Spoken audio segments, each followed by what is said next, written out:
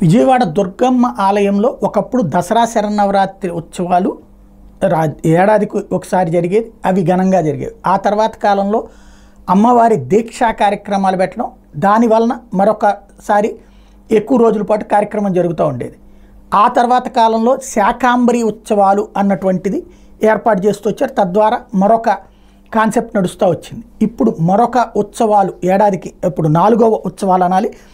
విజయవాడ ఇంద్రకీలాద్రి మీద తొలిసారి వారాహి అమ్మవారు ఏదైతే పవన్ కళ్యాణ్ దీక్ష తీసుకోవడంతో అందరి నోళ్లలో నానుతున్నటువంటిది వారాహి అమ్మవారికి సంబంధించినటువంటి నవరాత్రోత్సవాలు నిర్వహించబోతున్నారు. జూలై 6 నుంచి 15వ తేదీ వరకు ఈ ఉత్సవాలు ఉంటాయని ఆలయ ఈవో ప్రకటించారు. మల్లికార్జున మహామండపంలో వారాహి నవరాత్రి కలశ స్థాపన చేస్తామని, అమ్మవారి అలంకారంలో ఎటువంటి మార్పు ఉండదని స్పష్టం చేశారు.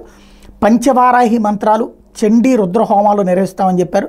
లోక కళ్యాణార్థం పండితుల సూచనల మేరకు ఈ నవరాత్రోత్సవాలు చేయాలని నిర్ణయం తీసుకున్నట్టు చెప్పారు. నిత్యం చండీ పారాయణ, రుద్ర పారాయణలు, ఉదయం సాయంత్రం పూజాహారతి, మంత్రపుష్పాలు నివేదన చేస్తామని చెప్పారు.